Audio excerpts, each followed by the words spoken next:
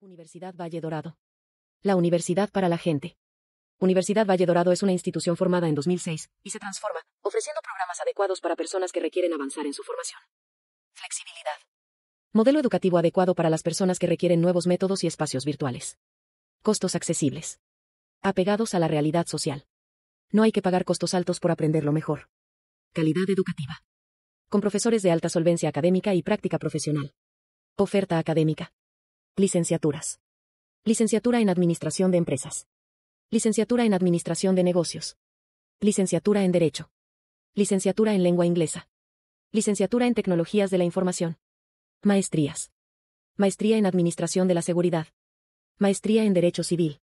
Maestría en Derecho Procesal Penal. Maestría en Formación Docente. Doctorados. Doctorado en Educación.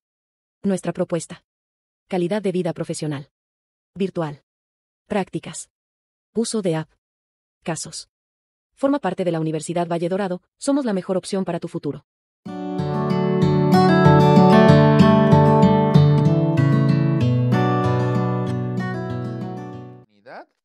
Y vamos a ver qué desarrollamos en esta cuarta y última unidad. Continuamos, estimados amigos. Bienvenidos, mi nombre es Justitia, asistente virtual de la Universidad Valle Dorado, UVD, en esta unidad intitulada Etapa Intermedia, los medios de prueba, la teoría del caso y fase de juicio oral, se analizarán los siguientes temas. 1. Etapa intermedia, los medios de prueba y la teoría del caso. 2. Datos de prueba, medios de prueba y pruebas. 3. Carga de la prueba. 4. Valoración sistemática de la prueba. 5. Principios generales de la prueba. 6. El debate probatorio en la etapa intermedia. 7. Medios de prueba que pueden incorporar las partes a la etapa intermedia. 8. Exclusión de medios de prueba. 9. Prueba anticipada. 10. La prueba ilícita y la teoría del fruto del árbol envenenado. 11. Momentos procesales de incorporación del medio de prueba. 12. Teoría del caso. 13. Duda razonable. 14. Auto de apertura a juicio. 15. Etapa de juicio oral.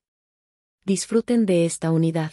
Ok, estimados amigos, pues llegando ya a esta última unidad en la cual ya nos expusieron la inteligencia artificial, cuáles son los temas que vamos a abordar, solamente un poco en esta retroalimentación, en estos puntos que vamos a observar, es importante destacar lo siguiente, solamente recordando un poco el desarrollo de la etapa intermedia.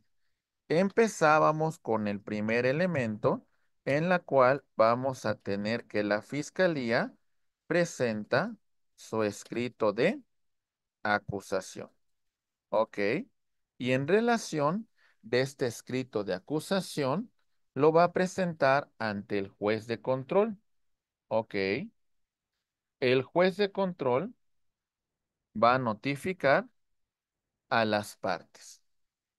¿De acuerdo?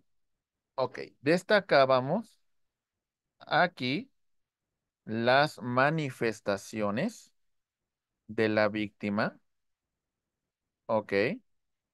Y en estas manifestaciones, la víctima pudiese constituirse como acusador coadyuvante, ¿ok? O simplemente no manifestarse.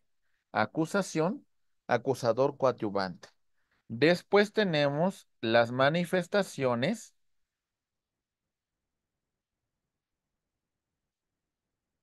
¿ok? Manifestaciones del acusado, y este acusado va a presentar un resumen de su acusación, ¿ok? O en su caso, va a dar contestación de forma oral a su acusación, ¿ok? ¿Vamos bien, compañeros? Ok. Aquí se hace, aquí la fiscalía presenta sus pruebas. Bueno, sus datos de prueba que está ofreciendo. Aquí también asesor jurídico de la víctima y también aquí la defensa. ¿De acuerdo? Muy bien. Ok. Vamos bien. Se realiza el descubrimiento probatorio. Muy bien. Ok. Seguimos. Se va a señalar fecha para que tenga verificativo la audiencia intermedia. Señala la celebración de la fecha de la audiencia intermedia. Notifica a las partes para la celebración de esta audiencia. Notifica a la fiscalía, al asesor jurídico de la víctima y a la defensa. Muy bien. Ok, ahora sí, llegamos a la celebración de la audiencia intermedia. Muy bien. En esta audiencia intermedia vamos a dar, primero empezamos con la fiscalía.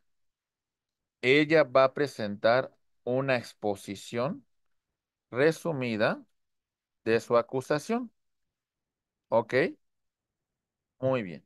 Después vamos a tener al asesor jurídico de la víctima, quien también presentará su exposición resumida como acusador coadyuvante.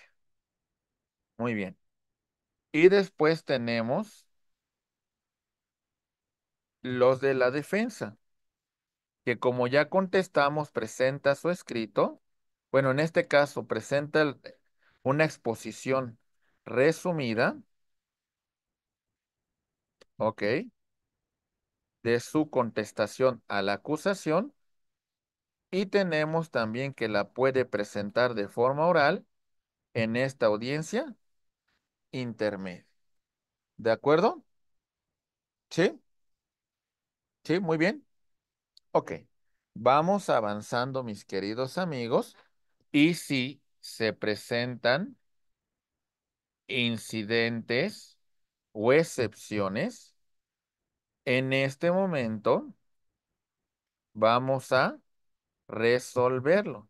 No podemos continuar si no resolvemos los incidentes o excepciones procesales que se hubiesen presentado. Ok.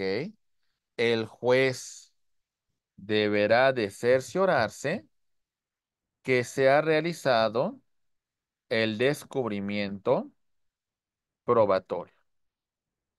Ok. Vamos bien, mis queridos amigos. ¿Sí? Mi estimado maestro Juan. Sí, muchas gracias, maestro. Mire, estoy aquí apoyándome del internet y encontré lo que es una revista de la UNAM y dice así, muy brevemente, los acuerdos probatorios como mecanismo de despresurización de la controversia y su impacto en la etapa del juicio oral. Y ahí viene la introducción y hay algo en cuanto a ese tema, ¿no? Que ahorita estamos comentando.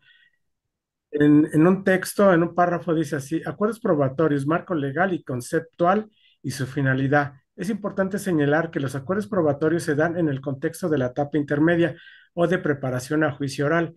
Ha concluido la investigación complementaria y el agente del Ministerio Público hizo patente su deseo de acusar, ello a través del escrito correspondiente. Se ha corrido traslado a las partes con dicho escrito y se ha efectuado el descubrimiento probatorio entre las partes, por lo que hay condiciones para celebrar la fase oral de la etapa intermedia. Son 10 hojas y ahí viene otro párrafo que es muy importante que me gustaría comentar. Y dice aquí, es importante señalar que El texto de la audiencia de preparación a juicio oral es un escenario propicio para generar debates y producir información de calidad para la toma de decisiones. Así, el juez de control se ubica en el centro de la discusión y se reconocen la tarea de proponer hechos que podrán concentrarse en acuerdos probatorios. Dice, la naturaleza que se atribuye a los acuerdos probatorios habla de una doble finalidad, pues por una parte es una herramienta estratégica de las que disponen las partes para sustentar su teoría del caso y también es un elemento despresurizador de la actividad jurisdiccional.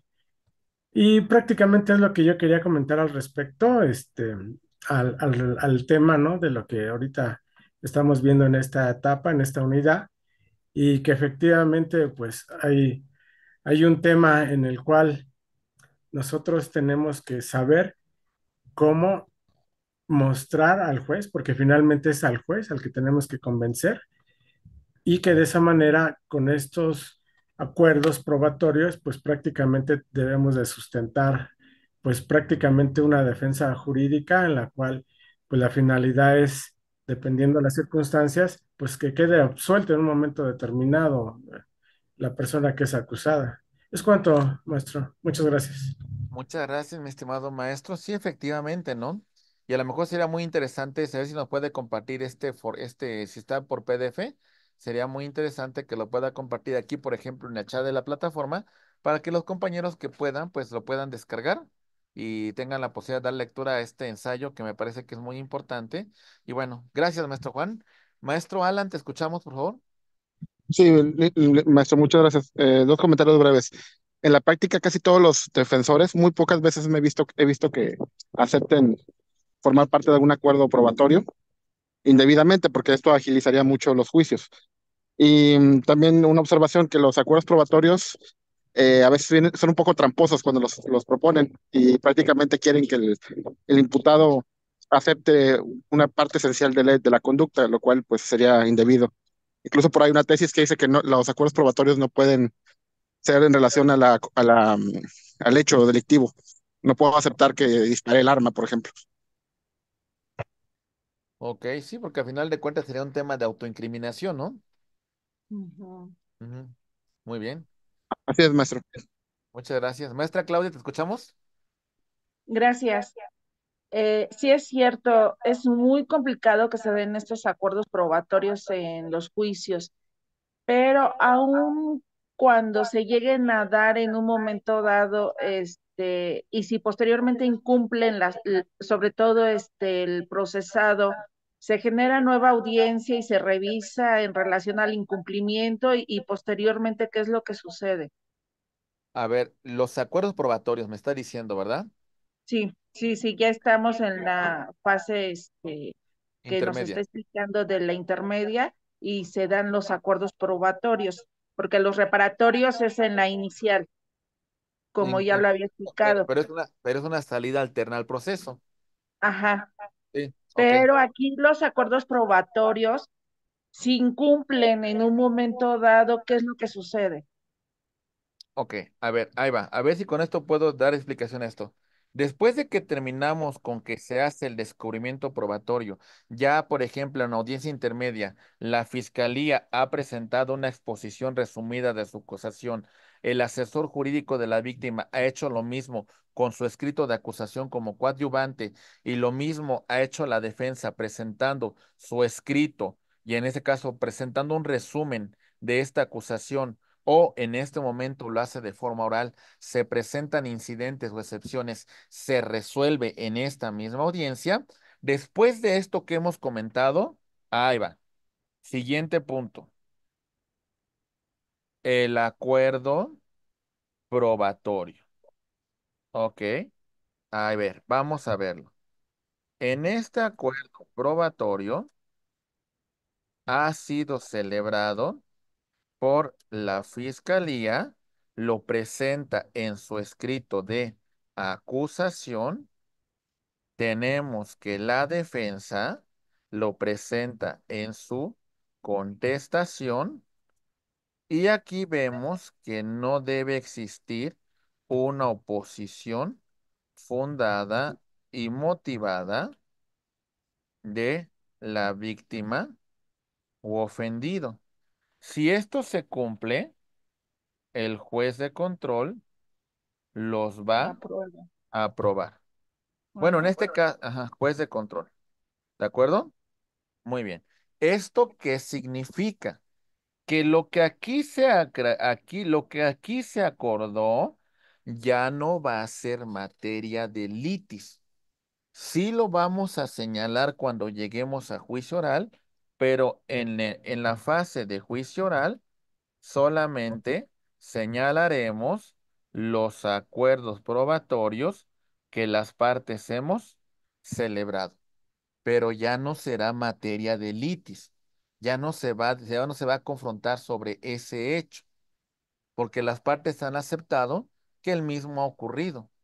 ¿Sale? Y lo aceptamos porque de mi exposición o de mi presentación de la acusación y de la contestación a la acusación, llegamos a la conclusión de que las partes, pues aceptamos que ese hecho ocurrió. Por lo tanto, ¿para qué confrontarlo? Si las partes hemos aceptado que el mismo se materializó, que el mismo ocurrió, no tendría ningún caso confrontarlo. Por eso, el acuerdo que se llegue no será materia de debate, porque ya ha sido acreditado, maestra Claudia. Mm. Sí, Ahora bien, entonces ahí en el acuerdo probatorio no estaríamos hablando de una reparación. no, aquí no. O sea, aquí lo que estamos, por ejemplo, pongamos un caso, a lo mejor, por ejemplo, el caso de los jóvenes estos de los Menéndez, que sus Ajá, padres y fueron muy buena asesinados. serie. Sí, Muy sí, buena sí. serie, ajá. Por ejemplo, que en su momento, vamos a suponer un caso hipotético, ¿no? Que la fiscalía señalara que tal día de 1989 los padres de los gemelos, de esos jóvenes Menéndez, fueron Bien. asesinados. ¿Sale? Ok. ¿Y qué dijera la defensa? Que efectivamente esa noche que señala la fiscalía, consta que los padres han sido asesinados. Son hechos que no son controvertidos. Reconocen que existieron, ¿no? Reconocen que, pues, de alguna manera ese hecho aconteció en la fecha que en su momento las partes han señalado. No lo vamos a confrontar, ¿no? No será materia de alguna hipótesis que tenga que acreditarse. ¿Por qué? Porque las partes hemos llegado a que ese hecho, pues, ocurrió, ¿no? O, por ejemplo, que usted dijera, a ver, sí, efectivamente, el sujeto que hoy se está imputando la comisión de un delito se encontraba a la medianoche, ¿sale? Afuera del bar. Sí, estaba a medianoche afuera del bar, pero ello no implica que él cometió el delito. Aceptamos la circunstancia de tiempo y modo que se encontraba en ese lugar, en ese momento cuando ocurrieron los hechos. No se va a controvertir que el sujeto activo a las 12 de la madrugada se encontraba fuera del bar. ¿Se entiende? Ah, ok, entonces de ahí la razón de que dice que no hay litis, porque están aceptando ambas partes. Ok, Ajá. ya me quedó claro, sí. Exactamente. Es como, por ejemplo, que usted dijera que hay un video de videovigilancia del C5 que graba en ese momento que se encontraban las partes en tal ubicación. Y lo reconocen. Ni modo que vayamos a confrontar el video del C5. ¿Por qué? Porque las partes reconocemos que efectivamente a esa hora nos encontramos en el lugar donde ocurrieron los hechos. No va a haber confrontación, no va a haber litis. Ujú. Sí, sí, no ¿Sí? hay lugar a objeción ni nada, porque ya está más que claro ahí en la prueba, en ese caso en Exactamente. el video. Ujú. Usted sabe, Muchas gracias, maestra. como bien me establecieron hace un momento, o sea, a veces la fiscalía tiende o las propias defensas tienden a no llegar a muchos acuerdos probatorios, pues porque a lo mejor tienen dudas o porque exactamente no saben la naturaleza del acuerdo, pero bueno, yo creo que con esto realmente limpiaremos mucho el procedimiento. ¿Sale? Es Ya, decir, pues ya no está controvertido. ¿Para qué lo vamos a debatir? Si no hay adelante. controversia en relación a ese punto, pues mejor lleguemos a un acuerdo probatorio, un hecho que no va a ser controvertido en juicio. Muy bien. Ujú. Sí, Muy bien. muchas gracias, maestro. A sus órdenes, maestra. Maestro Alan, por favor. Sí, perdón, rápidamente. Pero sí puede pasar que un imputado haya llegado a un acuerdo probatorio por medio de su abogado y luego antes de juicio cambie de abogados y diga, Chin, ¿por qué hiciste este acuerdo probatorio donde aceptaste que existe un arma homicida? En ese caso creo que ni así podría haber una forma de reparar esa etapa porque ya fue consumada y en todo caso pues la fiscalía hubiera presentado otras pruebas y no llegar a ese acuerdo probatorio. Creo que ya cerrada la etapa intermedia pues ya no se puede hacer nada. Sí, que tendríamos que tener cuidado ahí porque se supone que el juez tendría que vigilar el garantismo, es decir, pues verificar que las partes no renuncien pues a derechos o que no sea un tema de autoincriminación. Se supone que el juez tendría que, como es el rector del proceso, tendría que verificar que esto no vaya en perjuicio de alguna de las partes, como usted dice, ¿no? Reconocer que accionó el arma, reconocer que hay un arma homicida, reconocer, o sea, eso sí sería un tema de autoincriminación y yo creo que ahí el juez no tendría que aprobar esos acuerdos probatorios. Pero bueno, pues ocurre, ¿verdad, maestro? Muchas veces. Así es. Sí, muy bien, maestro. Muchas gracias. Maestra Claudia, ¿te escuchamos? No, ya, Ok. gracias. Ya, Sí, muchas ya gracias. quedó Muy más bien. claro. Sí, gracias. Muchas gracias a usted. Muy bien. Ahí va. Bien. Ah, bueno, nos quedamos en este punto. Lo estaba comentando. A ver. Entonces, ahí está el acuerdo probatorio. El juez de control abre debate y si no hay ninguna oposición, lo va a autorizar. Bueno, y entonces después de esto, vamos a continuar. ¿Y qué es lo que va a seguir, mis queridos amigos? Ahora sí, se van a ofrecer medios de prueba. ¿Ok? Ofrecimiento de medios de prueba. Primero, vamos a ofrecer los medios de prueba de la fiscalía, del asesor jurídico, de la víctima y por último de la defensa. ¿Ok? Se va a resolver en relación a los medios de prueba que se ofrecen. Aquí se puede abrir debate solicitando la exclusión de pruebas. ¿Ok? Y el juez de control va a resolver si admite o si desecha. ¿Ok? En el caso de admisión, estas se van a desahogar cuando lleguemos a juicio oral. Y concluimos con el auto de apertura a juicio oral. ¿Ok? Bueno, después de esto, mis estimados amigos, se declara cerrada la audiencia. Y esos son algunos puntos que revisamos con antelación. Sobre eso ya no tenemos comentarios, ¿verdad? ¿Vamos bien, compañeros? ¿Sí? Ok, seguimos. Medios de prueba y teoría del caso. Vamos a empezar con la diferencia de estos conceptos. Órgano de prueba, medio de prueba y objeto de prueba. Primero, órgano de prueba. La persona que suministra al órgano jurisdiccional en su calidad de tal el conocimiento del objeto de la prueba. Entonces, el órgano de prueba es la persona que aporta esa prueba al órgano jurisdiccional. Ya le competirá si la admite o no, pero en eso consiste el órgano de prueba. El medio de prueba como tal es el modo o acto por medio del cual se lleva al conocimiento verdadero de un objeto.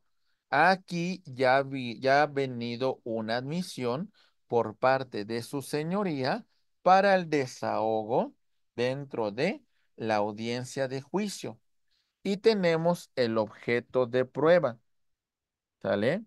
que va a ser algo que se relacione con la litis que nosotros estamos presentando en este momento, en esta causa. Por eso es importante que distingamos nosotros entre datos de prueba, medios de prueba y prueba. E inclusive agregaría yo todavía otro elemento. Ahí va. Por ejemplo, lo primero que tenemos es lo siguiente. Bien, aquí lo que está haciendo la fiscalía junto con los servicios periciales y la policía de investigación realizando su cadena de custodia es analizando la evidencia. Ok, hace la cadena de custodia correspondiente, el embalaje, la preservación, el traslado, etcétera, etcétera. Ahí está. Si lo considera relevante, entonces, mis queridos amigos, lo va a incorporar dentro de su carpeta de investigación, ¿sale? Como un dato de prueba. Ok, dato de prueba. ¿Vamos bien? Ok, avanzamos.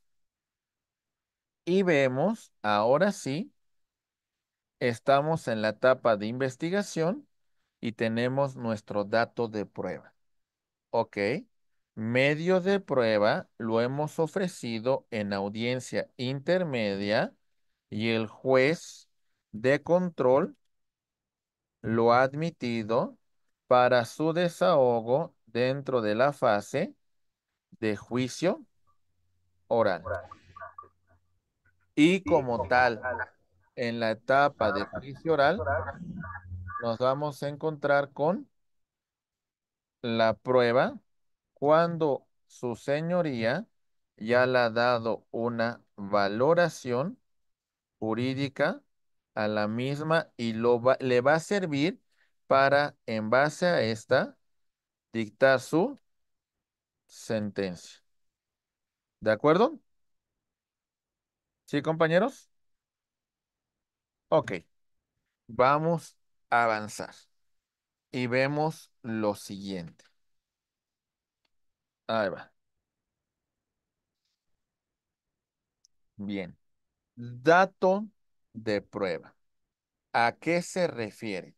Decimos, en referencia a un contenido determinado, medio de convicción, que aún no se ha expuesto ante el órgano jurisdiccional para su calificación.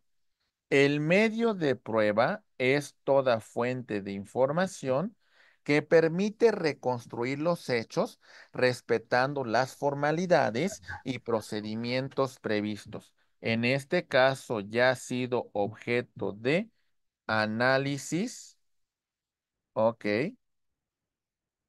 por conducto del juez de control y ha admitido para su desahogo en juicio oral. Y la prueba es todo conocimiento cierto y probable, hecho que ha ingresado como medio de prueba y que ha sido objeto de desahogo dentro de esta fase de juicio oral. ¿Entendemos este desarrollo, compañeros? ¿Vamos bien? ¿Sí? Muy bien. Vamos avanzando y vamos a ver el siguiente esquema. Decimos, ahí va. Carga de la prueba, artículo 20, apartado A, fracción 5 de la Constitución. Le corresponde a la Fiscalía ya la coadyuvancia en el caso de constituirse de esta manera. Porque la defensa puede tener, pues como su nombre lo indica, como bueno, valga la redundancia, una defensa pasiva y no presentar ningún medio de prueba. ¿Sale? Si así también lo considera la defensa, ¿verdad? La valoración sistemática de la prueba como tal consistirá en la valoración a través de la sana crítica del órgano jurisdiccional, su leal saber y entender, y la libre valoración sin que exista una tasación que limite a su señoría tomar una determinación en tal o cual sentido. Muy bien. Ok. En relación a los principios generales de la prueba, hay que destacar lo siguiente. Empezamos con de la licitud o legalidad de la prueba. Artículo 20, apartado A, fracción 9 de la Constitución y 357 del Código Nacional de Procedimientos Penales. Muy bien. ¿Vamos entendiendo ese tema, compañeros? ¿Sí? Ok. Entonces, ¿cómo obtenemos la prueba? Ok. Cuando hablamos de la cadena de custodia, hablábamos de una serie de etapas que vamos a ir recorriendo. Uno, la preservación. Ok. Dos, hemos mencionado el procesamiento. Ok. Tres, destacábamos el traslado. Cuatro, mencionábamos el análisis. Cinco, hablábamos del almacenamiento. Y seis, hablábamos en su presentación dentro de la audiencia de juicio. ¿Ok? Es decir, cuando hablamos nosotros de este principio de legalidad en relación de la prueba, pues entendemos cómo se fue trabajando esta prueba, cómo se adquirió, cómo nosotros respetamos las formalidades esenciales del procedimiento para la incorporación de esta prueba a una audiencia de juicio. Muy bien. Avanzamos y vemos ahora el tema de la liberalidad. Artículo 20, apartado B, fracción 1 de la Constitución y artículo 356 del Código Nacional de Procedimientos Penales. Mis queridos maestros y maestras, los medios de prueba que se van a ofrecer tienen que tener relación con la ley. Y dentro de estos medios de prueba, pues nos encontramos con pruebas testimoniales, ok, pruebas documentales, ok, pruebas presuncionales, pruebas periciales, pruebas instrumentales, ok, pruebas, etcétera, etcétera, de descubrimientos de la ciencia y demás, y demás. Mientras tenga relación con la litis y nosotros podamos utilizarla para nuestra teoría del caso, adelante. Mientras no vaya en contra de la propia naturaleza del procedimiento y no se haya obtenido de forma ilícita que hubiese violentado derechos fundamentales. La oportunidad, ¿sale? Artículo 20, apartado A, fracción 2 de la Constitución y artículo 358. Estimados amigos, ya hemos visto cómo esta prueba se va incorporando desde la etapa de investigación, mi dato de prueba, ok, dentro de la etapa intermedia, mi medio de prueba, el desahogo de esta prueba de forma anticipada, ok. Acuérdense que también lo mencionamos con antelación. Cuando mencionábamos el tema de la prueba anticipada, que por su propia naturaleza va a ser desahogada con antelación, y también destacábamos el tema de la valoración que se va a dar en la fase de juicio oral. Entonces, bueno, es muy importante saber en la naturaleza y el momento de esta prueba, cómo se va incorporando y las características del dato de prueba, medios de prueba y como tal la prueba. Maestro Juan, te escuchamos. Gracias, maestro. Oiga, me surge una duda.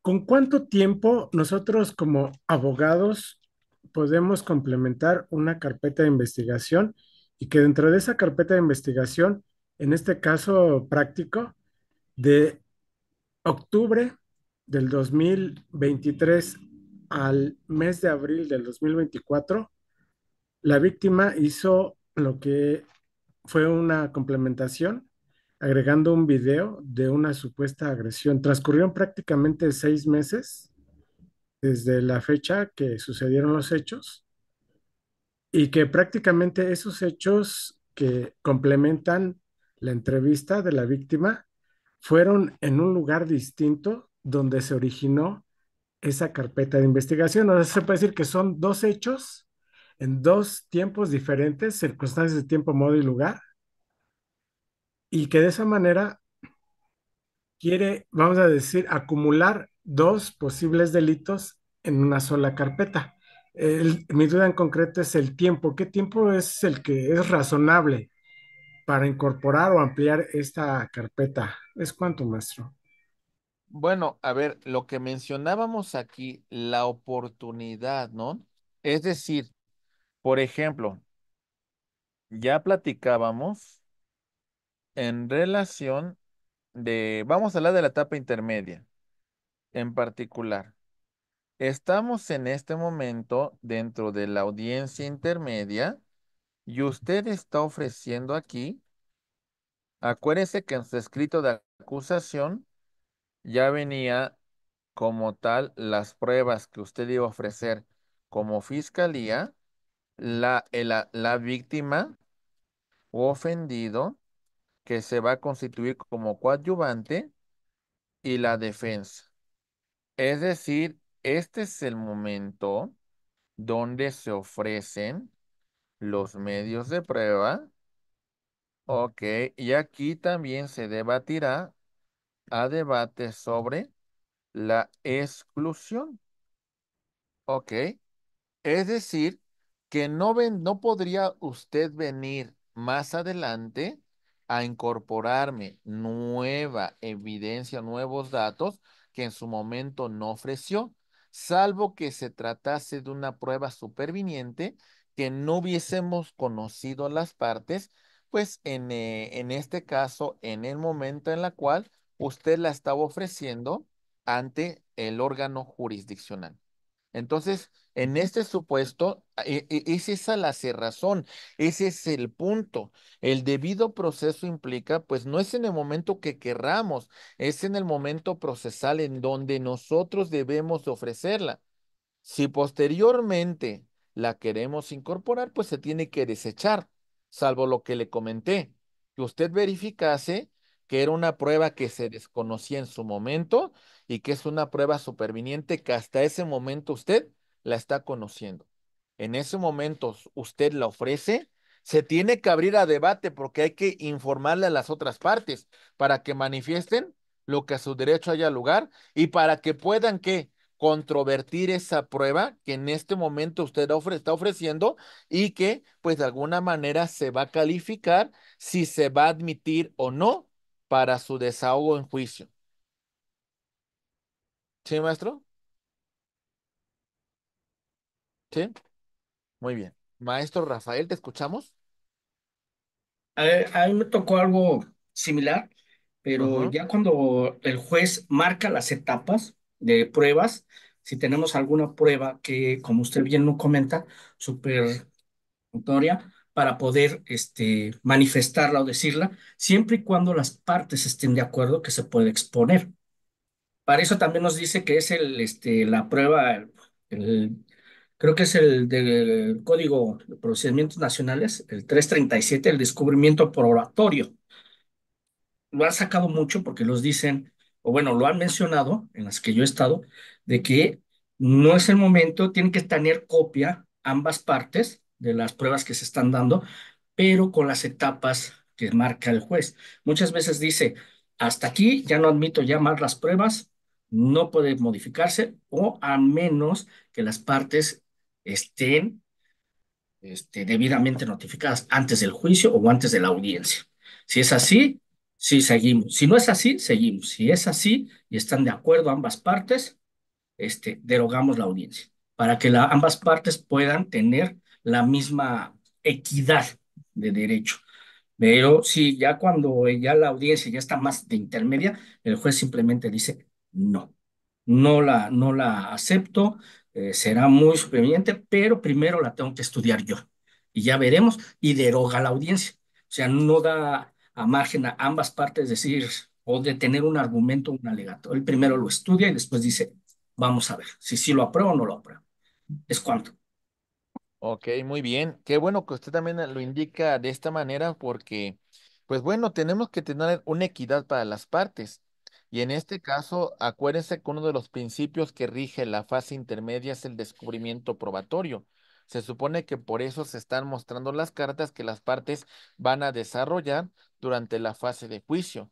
Y si hay un ocultamiento probatorio y posteriormente se quiere ofrecer como una prueba superviniente, pues aquí hay una responsabilidad, porque no es una prueba que no se conociera, es una prueba que en su momento se ocultó para después presentarla como una prueba superviniente. Hay que tener también mucho cuidado con ese detalle, ¿eh? También es importante destacarlo. Muchas gracias, mi estimado maestro Rafael. Bien, avanzamos. Y ya después de este punto, recuerden el tema de la valoración de la prueba. Artículo 20, apartado A, fracción 2 de la Constitución y 359 de nuestro Código Nacional de Procedimientos Penales.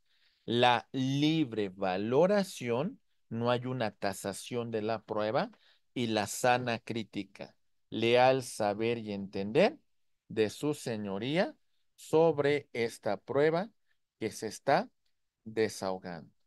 ¿Vamos bien? Ok, bien. Continuamos y ahora vemos lo referente con el debate probatorio en la etapa intermedia. Empezamos primero con la obtención lícita de la prueba. Ya hemos hablado de la cadena de custodia, su localización, aseguramiento y traslado, la cadena de custodia con todos los elementos que hemos señalado con antelación, su incorporación en el procedimiento y su ofrecimiento. Ok, la prueba se incorpora en el momento procesal oportuno, se abre debate y el juez va a calificar su pertinencia e idoneidad, ¿sale? Y también, por supuesto, la suficiencia jurídica de la prueba. Estos son aspectos muy importantes que tomará en consideración el juez de control para su admisión y su respectivo desahogo dentro de la fase de juicio oral.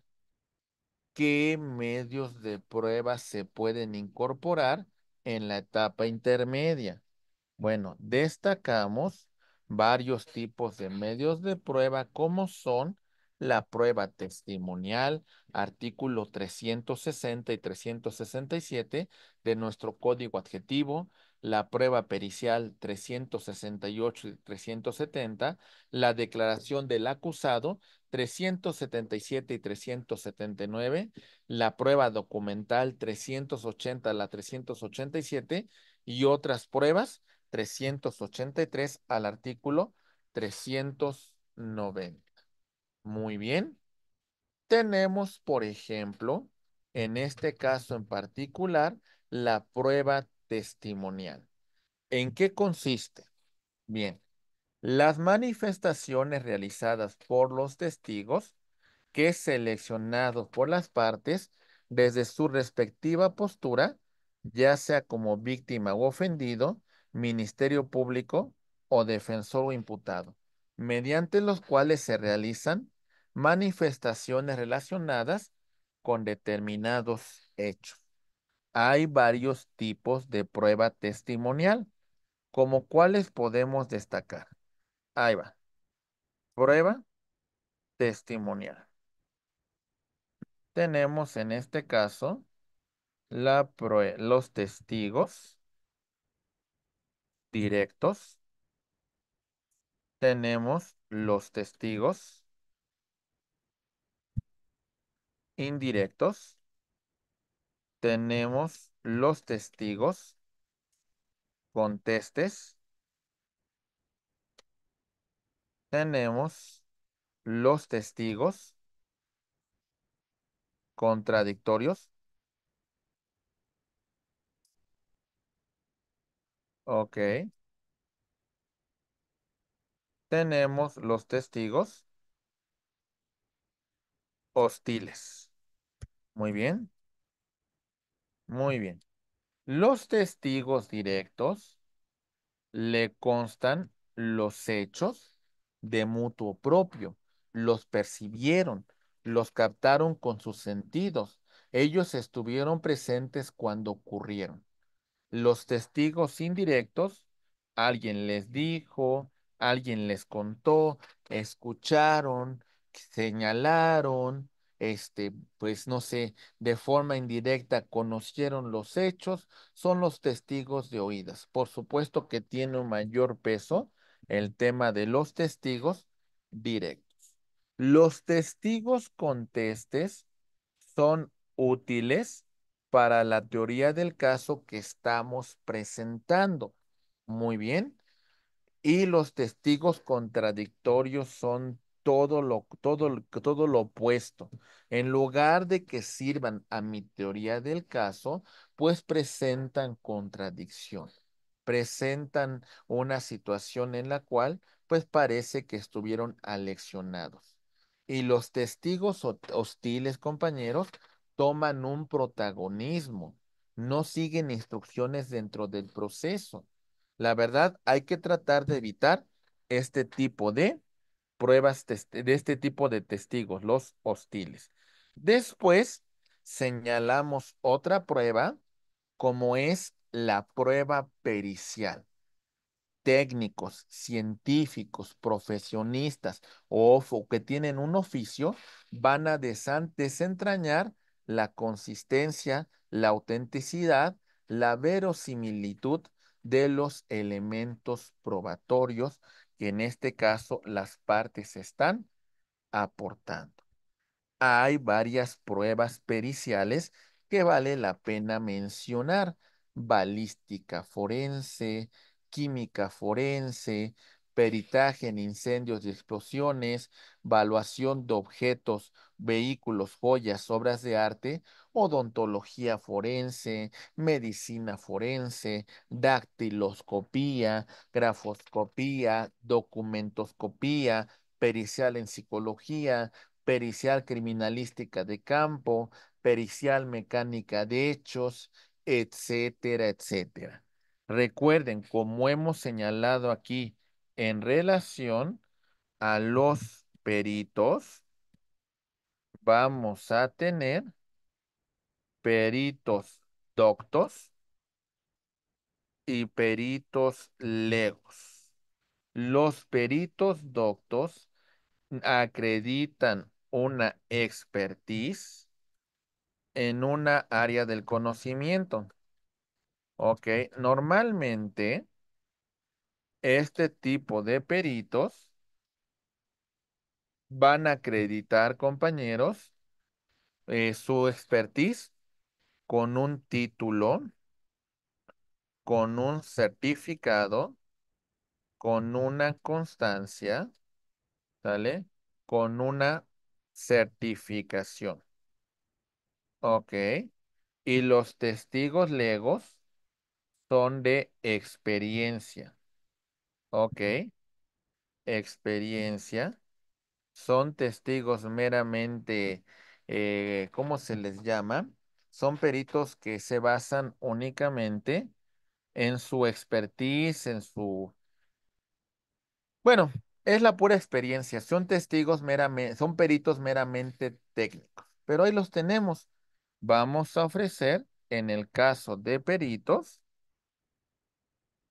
perito, que en este caso presenta la fiscalía, podrá presentar su perito, pero normalmente no es el caso, el asesor jurídico de la víctima, porque normalmente la acusación coadyuvante se centra en el tema de reparación del daño y tenemos también los de la defensa.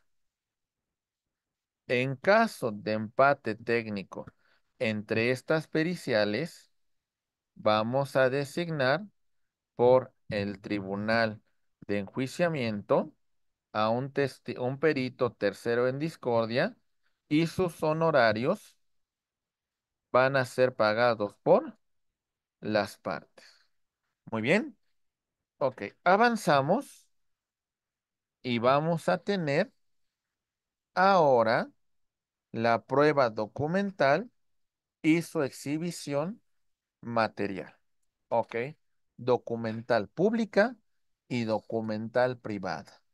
Para confirmar una acusación, ok, para confirmar los argumentos de la defensa, negar los argumentos de la defensa y negar los argumentos de la acusación. Y tenemos otras pruebas que relaciona el Código Nacional de Procedimientos Penales. La presuncional en su doble aspecto legal y humana, artículo 20, apartado B, fracción 2 de la Constitución y artículo 13 de nuestro Código Nacional de Procedimientos Penales. Y tenemos la instrumental de actuaciones, que es otro ejemplo de pruebas que nosotros podemos ofrecer. ¿De acuerdo? Muy bien. Seguimos y vemos el tema de la exclusión de los medios de prueba. Uno, que no sean útiles para el esclarecimiento de los hechos. No son relevantes, no son útiles, no son necesarios para demostrar circunstancias de tiempo, modo y lugar. No hacen referencia al tema de la investigación, no hacen referencia a la litis que estamos planteando, por lo cual son son materias de exclusión, dilatorios. 20 testigos presenciaron los hechos. No vamos a llamar a los 20. Con que comparezcan 2 o 3 es más que suficiente. Son impertinentes al no tener relación con la litis que se está planteando y su desahogo es innecesario porque es un hecho notorio, es un hecho que no necesitamos demostrarlo, ¿eh? ¿Ok? También se va a excluir en el caso de que en la admisión de este medio de prueba se vulneren los derechos fundamentales de las partes. También cuando ya han sido declaradas nulas, en este caso, compañeros, las pruebas por parte de un órgano jurisdiccional o cuando se ofrecen en contravención de lo que establece nuestro Código Nacional de Procedimientos Penales. ¿Hasta aquí vamos bien? Ok, bien. Prácticamente vamos a llegar a la fase final presentando este elemento que se llama la prueba ilícita, bueno, la prueba anticipada, artículo 304 de nuestro Código Nacional de Procedimientos Penales. Decimos, este medio de prueba es desahogado antes de la audiencia de juicio oral y puede ser ofrecido mediante los registros que se hayan generado durante su desahogo. Para que esta prueba se lleve a cabo, vamos a mencionar distintos elementos. Uno, va a ser practicada ante la presencia de un juez de control. ¿Vale? Él va a llevar a cabo la dirección del desahogo de esta prueba. Después, en el punto número 2, decimos que sea solicitada por cualquiera de las partes. En este punto, bueno, si alguna de las partes ofrece esta prueba, ya sea la fiscalía, asesor jurídico de la víctima y la defensa, ok, vamos a abrir debate, ok, y en este punto, el órgano jurisdiccional va a calificar si ha lugar o no al desahogo de esta prueba anticipada. ¿Ok? Muy bien. Seguimos. Punto número 3. Que se expongan las razones de por qué deben de ser desahogada con antelación. Por ejemplo, imaginen el tema de una prueba testimonial cuyo testigo pues corra riesgo y entonces en un tema de protección de testigo. ¿Ok? O el testigo sea extranjero y por su condición migratoria no se encuentre en el país al momento de desahogar esta prueba. También, por supuesto, podemos destacar en razón de la edad del testigo, si es una persona ya de algunos años, pues hay que tomar en consideración o también el caso de una enfermedad. ¿Ok? Porque corre el riesgo que cuando lleguemos nosotros a la fase de juicio oral, bueno, ya no podremos desahogar la prueba por los elementos que hemos señalado con antelación. ¿Se comprende? ¿Sí? Muy bien. Ahí va. Ok. Y también por su propia naturaleza, por razones de pérdida, alteración del medio probatorio, aunque se pretenda conservar en un lugar ideal para el mismo, su propia naturaleza nos hace que tengamos que desahogarla de forma anticipada. ¿De acuerdo, compañeros? Es decir, se va a desahogar antes de la audiencia de juicio oral y van a ser ofrecidas mediante los registros que se hayan generado para su desahogo. Muy bien. Ok. Estimados amigos, regálenme 5 minutitos, me sirvo un poquito de agüita para descansar un poco la garganta. Denme 5 minutitos, vamos a ponerle una cortinita. Regresamos exactamente a las 5 con... Bien. Ok. Prueba ilícita y la teoría del fruto del árbol envenenado. ¿Listos? Bien, vamos avanzando. La prueba ilegal, prueba ilegítima y prueba ilícita. Vamos a describir cada una de ellas. ¿Qué es la prueba ilegal?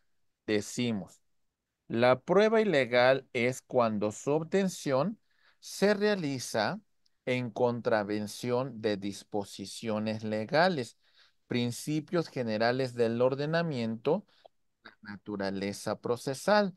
Entonces, la prueba ilegal es aquella que se ofrece contraria a los preceptos que establece el Código Nacional de Procedimientos Penales. La prueba ilegítima se vulnera, en este caso, por una violación de una norma procesal. Por ejemplo, la prueba que se ofrece fuera del ofrecimiento en la audiencia intermedia. Entonces, pues eso se contraviene a la disposición que establece el Código Nacional de Procedimientos Penales. Mientras que la prueba ilícita se obtiene en la fase de investigación, la policía de investigación, el primer respondiente o las autoridades encargadas de su respectiva custodia la obtienen en vulneración de derechos fundamentales del acusado, y esto traería como consecuencia la nulidad de la prueba. Vamos a ver rápidamente un precepto. Yo sé que no tiene nada que ver aquí temas bíblicos, pero nos dice en Mateo 7, versículo 17 al 20, el tema de la teoría del fruto del árbol envenenado.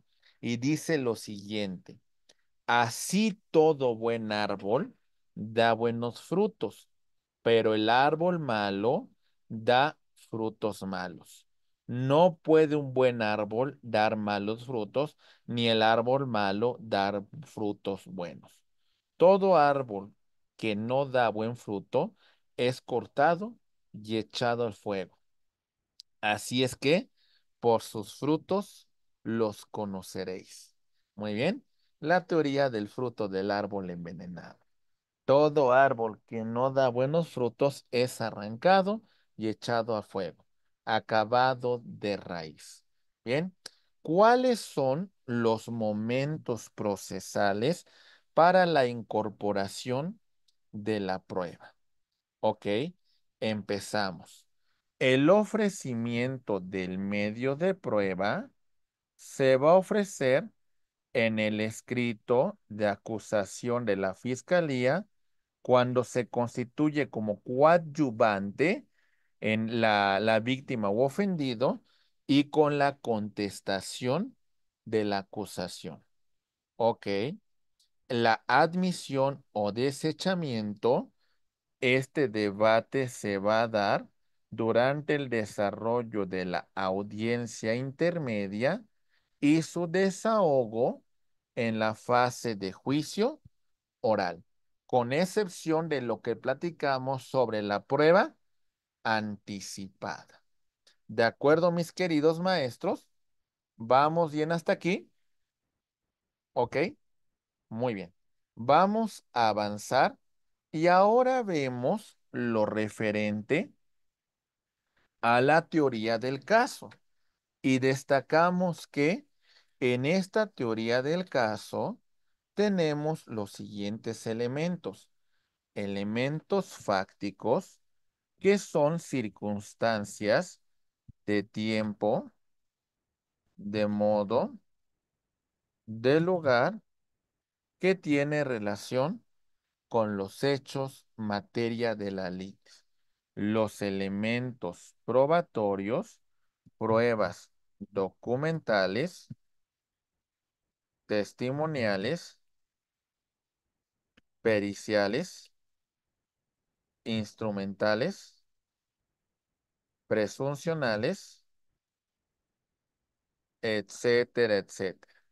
Y elementos jurídicos que tiene que ver con los fundamentos normativos, fundamentos de derecho que sustentan nuestra teoría del caso. Mis queridos amigos, las características de la teoría del caso es que sea única, ¿sí? Es decir, esta hipótesis normativa la vamos a sostener durante todo el desarrollo del proceso. por supuesto, vamos a encontrar otros elementos que la van a conformar. Es sencilla en virtud de que mientras más concreta sea, mientras más puntual sea para demostrar nuestra pretensión, nuestras excepciones, pues qué mejor. Lógica, pues bueno, los elementos de un silogismo perfectamente aplicado dentro de su premisa mayor, premisa menor y sus respectivas conclusiones. Me platicaban en un principio de la sesión que la teoría del caso fuese creíble, ¿verdad? Que me indicaban, no, un cuate flaquito de 50 kilos no puede, pues de alguna manera, tener una contienda, pues hasta cierto punto equitativa, con un tipo musculoso de 110 kilos, ¿verdad? Y aparte experto en MMA, ¿verdad? Entonces, pues de alguna manera, pues no nos encontramos con algo factible, con algo creíble. Que digan ustedes, no, hombre, es que el automóvil iba a 100 kilómetros por hora y brinqué y me escapé. Pues bueno, eso no es lógico, ¿verdad? Eso no es creíble. Y por supuesto, con suficiencia normativa, y que sea flexible porque se tiene que ir adaptando en base a los argumentos que presente nuestra contraparte. Hasta cierto punto, algunos de sus elementos los podemos incorporar. Una vez que hemos llegado a este punto, destacamos la teoría del caso, su respectivo registro jurisprudencial. ¿Qué nos dice el Poder Judicial de la Federación en relación de la teoría del caso? Nos dice, es una idea central o un conjunto de derechos sobre los que versará la participación de cada participante. ¿Cómo se va a presentar estos hechos, estos argumentos para sustentar una hipótesis? La explicación y determinación de todo aquello que es penalmente relevante y que será materia de juicio oral. Es la hipótesis central, ¿sale?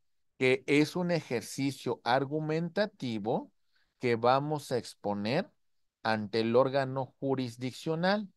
Mi teoría del caso versa sobre las fortalezas, las debilidades y las amenazas que como tal va a tener cada una de los casos que presentemos ante el órgano jurisdiccional. ¿Para qué sirve la teoría del caso dentro del proceso penal? En el punto 5 decimos, facilita la organización de los medios de prueba para su presentación en juicio. Debido a su trascendencia, se considera como una formalidad del procedimiento. Si no se observa esta formalidad, pudiese conllevar a una reposición del procedimiento. Y decimos, llevar un juicio sin teoría del caso provocaría un proceso carente de objetivos, no tenemos meta, no tenemos propósitos, y esto pues pondría en tela de juicio nuestra propia causa. Una teoría del caso ineficaz, ausente o imprecisa llevaría a la emisión de actos de autoridad que el propio colegiado considera que son ociosos, incongruentes y dilatorios. ¿De acuerdo, mis estimados maestros? Muy bien. Bueno, llegamos a un punto casi conclusivo con un tema que mucho se comenta y se llama la duda razonable. Registro de 2009, 467 y 2009, 463. ¿Qué decimos sobre esto? En el escenario probatorio subsistan pruebas de cargo de la Fiscalía como de descargo por parte de la defensa. Que la acusación se sustente no solamente en las pruebas de cargo, sino también que se soporte con las pruebas de descargo. Ok, en este supuesto, pues bueno, tenemos argumentos para verificar y se acredite la duda razonable, que sean valoradas en su conjunto, tomando en cuenta las de cargo y de descargo. Seguimos y decimos que la duda razonable solo se presenta en dos modalidades por cuanto hace a pruebas de descargo. Uno, cuando confirman la hipótesis de la defensa total o parcialmente, ¿ok? Y cuando a través de las pruebas de descargo se cuestiona la credibilidad de las de cargo. Y entonces demostramos su contradicción. Demostramos que esas pruebas han sido controvertidas, han sido destruidas. Y ante esta hipótesis, pues se tiene que resolver a favor del acusado, a favor del imputado. Recuerden que cuando se establece una responsabilidad penal, tiene que ser más allá de toda duda razonable. Y si hay duda, tenemos que resolver a favor de quién, maestros. A favor de el sujeto activo, a favor del acusado, a favor del imputado. Con esto prácticamente estamos llegando en la conclusión de la etapa intermedia y vemos los elementos que va a tener nuestro auto de apertura a juicio oral. Artículo 347 del Código Nacional de Procedimientos Penales. Decimos, el tribunal que es el competente para celebrar la audiencia de juicio. Ok. La individualización de los acusados, las acusaciones que serán objeto de juicio, las correcciones formales que se hubiesen realizado, así como los hechos materia de la acusación. ¿A qué acuerdos probatorios las partes hemos llegado? Los medios de prueba que han sido admitidos y los que se desahogarán en la audiencia de juicio, así como las pruebas que hubiese desahogadose de forma anticipada. ¿De acuerdo, compañeros? Bien. ¿Qué más tenemos? Tenemos ahora los medios de prueba que deban desahogarse en la audiencia de individualización de sanciones y reparación del daño, las medidas de resguardo de identidad en la audiencia de juicio oral, las personas que van a ser citadas a debate y las medidas cautelares que hayan sido impuestas al acusado. Estos son los elementos que va a contener nuestro auto de apertura a juicio oral. Y con esto llegamos al punto de la celebración de la fase de juicio oral. ¿Cómo se va a desarrollar? Ok, vamos por partes. Ok, ¿quiénes son los intervinientes? Tenemos al tribunal de enjuiciamiento, tenemos que va a ser presidido por uno de los jueces y tenemos a un secretario y tenemos a un escrutador. Tenemos la auxiliar de sala, que va a apoyar en el desarrollo de esta audiencia. Tenemos al Ministerio Público, al asesor jurídico de la víctima, tenemos la defensa y el imputado. Y bueno, los que van a comparecer durante el desarrollo de esa audiencia, que son los testigos y peritos que vayan a desahogar una actuación procesal. ¿Ok? Vamos a empezar con el desarrollo de la etapa de juicio oral y tenemos la apertura de la audiencia de juicio oral. El juez señala el objeto de juicio y los acuerdos probatorios que hemos celebrado en la fase intermedia. Empezamos con los alegatos de apertura. Recuerden lo que les señalé con antelación. En estos alegatos de apertura son compromisos que nosotros vamos a fijar ante el tribunal de enjuiciamiento. Entonces, ¿ok? En este punto, lo que vamos a hacer nosotros es presentar nuestra teoría del caso, ¿ok? Circunstancias de tiempo, modo y lugar, ¿ok? Mis fundamentos normativos, ¿ok?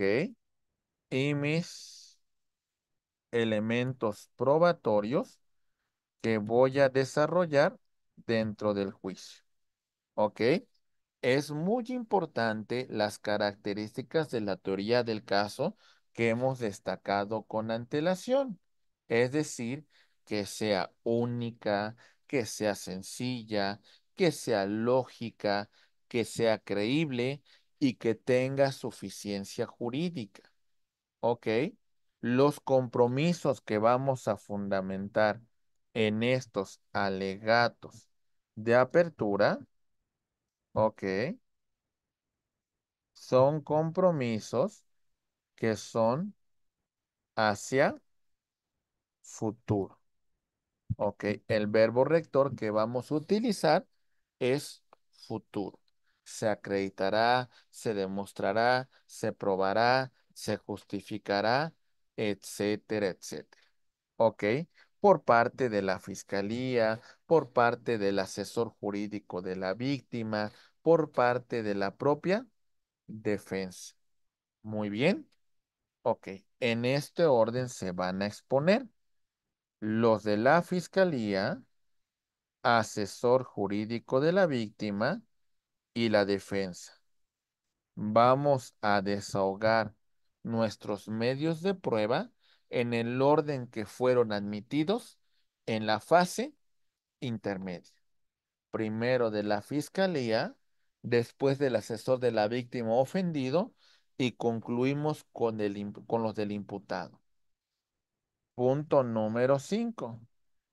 El juez declara cerrado el periodo de desahogo de pruebas y bueno, mis estimados amigos, ya no habiendo ninguna prueba pendiente por desahogar, se cierra el debate probatorio y vamos a continuar con la exposición de los alegatos de clausura, conclusiones, variables que han quedado acreditadas.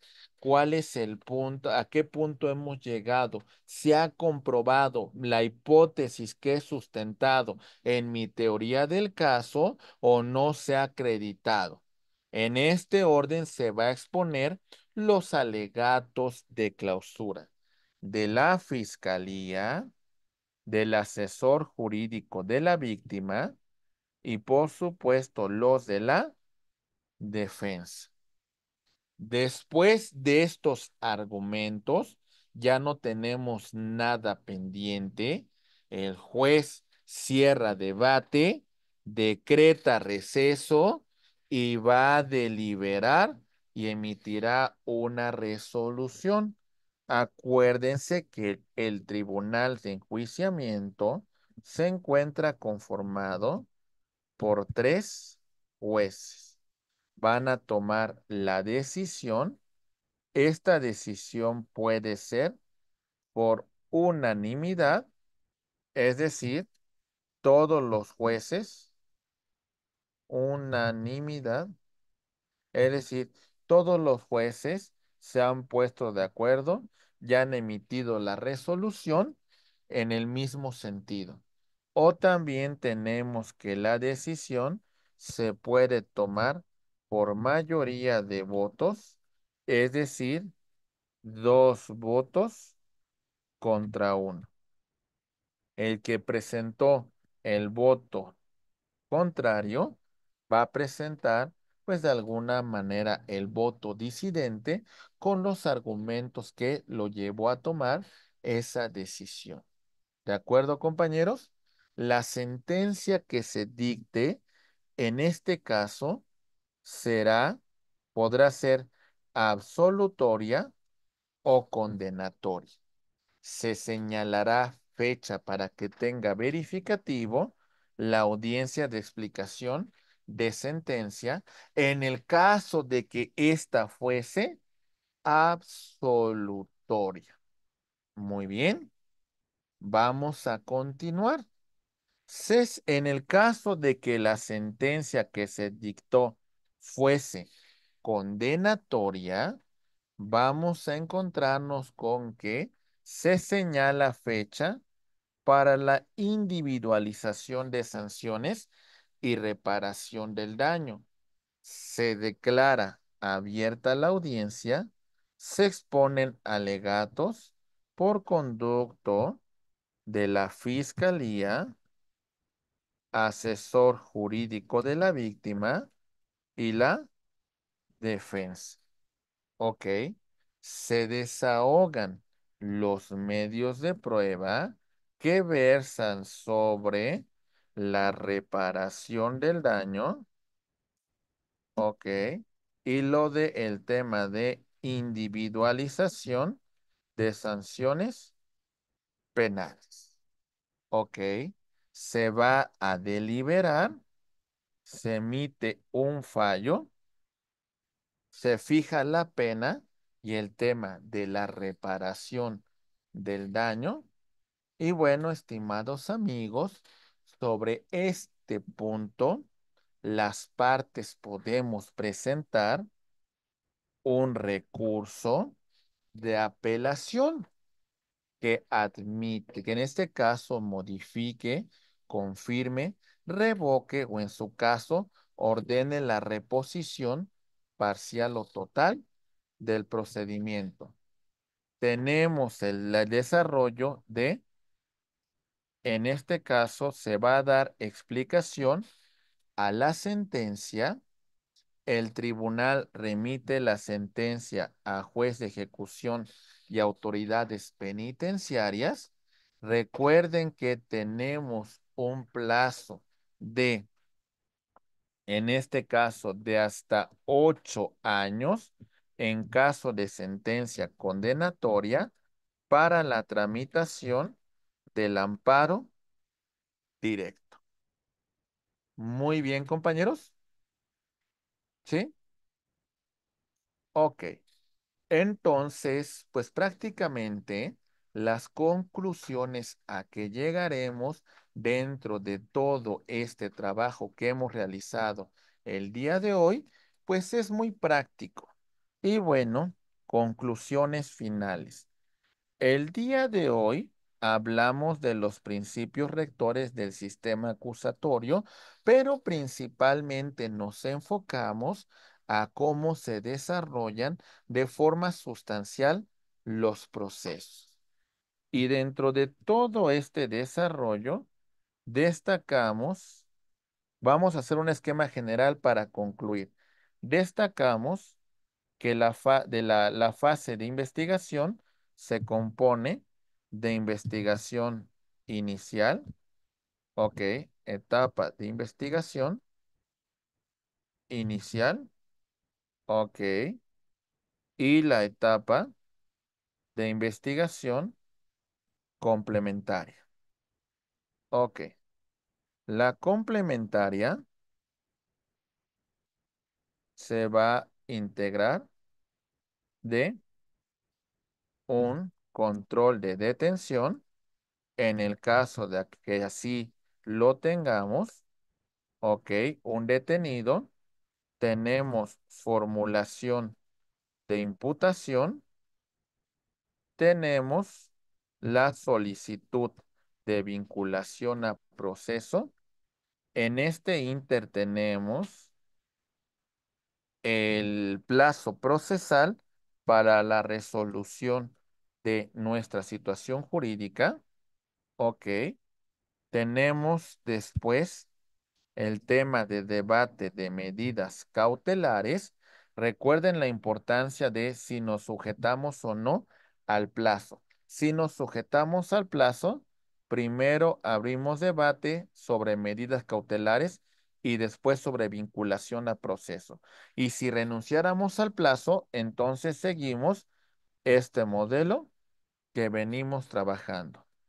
Después tenemos plazo de cierre de investigación. Ok.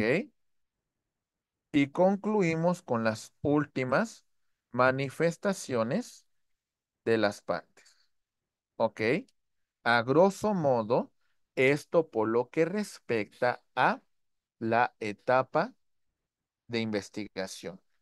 Por lo que respecta a la etapa intermedia, que vamos a poner en color azul, tenemos la fase escrita.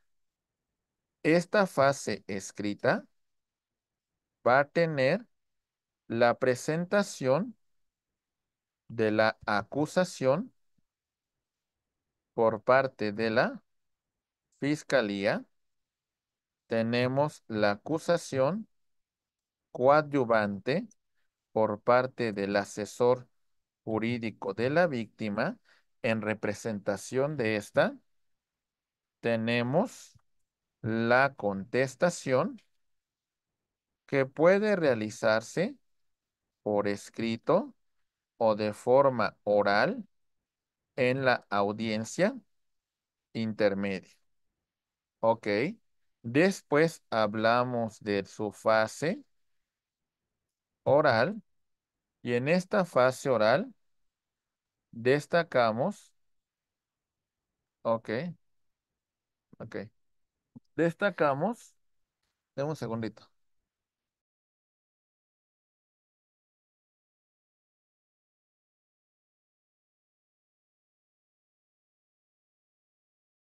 Vale, bye. Bueno, en esta fase oral vamos a tener, mis estimados maestros, lo referente con la celebración de la audiencia intermedia. Ok, recordemos lo que ocurre durante la celebración de la audiencia intermedia. Primer lugar, lo que vamos a tener es, ok, vamos a tener que el Ministerio Público presenta una exposición resumida de su acusación. Después, el asesor jurídico de la víctima y posteriormente tenemos el caso de la defensa, que aquí vamos a encontrar las excepciones o defensas que presentará y en este caso, compañeros, se abre a debate y resolvemos. Después llegamos al punto donde se hace el descubrimiento probatorio. Ok, seguimos con la cuestión referente a, vamos a mencionar los acuerdos probatorios que las partes hemos acordado. Ok, en este caso la fiscalía con la defensa y que no exista oposición fundada de la víctima u ofendido. En este caso, el juez las acuerda y se va a celebrar. ¿Ok? Después señalábamos la cuestión referente con el debate sobre el ofrecimiento de medios de pruebas. Se abre a debate. Ok. Y se va a calificar si se admite, previene o desecha. Esto va a ser materia Ok, de solicitud de exclusión. Ok. En el caso de que se admita, mis estimados amigos, ya mencionábamos de que vamos a concluir con el auto de apertura a juicio oral y ya señalamos los puntos que incluye este auto de apertura a juicio oral. Y entonces concluimos con la fase de juicio oral. En esta tenemos la presentación de los alegatos de apertura de la Fiscalía, del asesor jurídico de la víctima, de la defensa. Después, el desahogo de prueba en el orden que hemos señalado con antelación. Después vamos a tener lo referente a alegatos de clausura en el orden que ya hemos expuesto. El órgano jurisdiccional dicta sentencia condenatoria, absolutoria. En el caso de condenatoria va a fijar fecha de audiencia para la individualización de sanciones y reparación del daño. Iniciamos con los alegatos de apertura, después el desahogo de prueba, ¿sale? Que versen sobre el tema de la reparación del daño y la individualización de sanciones. ¿Ok? Bien, los alegatos de clausura y la sentencia, que podrá ser materia de recurso de apelación. Si tenemos una sentencia firme, se envía al juez de ejecución de sanciones penales y recuerden, nota, que tenemos hasta 8 años para la tramitación del amparo directo en el caso de sentencias condenatorias. Sí quedó claro, ¿verdad? Sí. Muy bien. Estimados amigos, prácticamente fue el panorama general de lo que hemos visto sobre los principios rectores del sistema acusatorio adversarial. La verdad que el mejor libro que ustedes pueden leer sobre el tema es el Código Nacional de Procedimientos Penales. No hay otro. La verdad que para aprender procedimiento hay que leer el código. Me parece que es la opción más adecuada para trabajar sobre estos temas. Y bueno.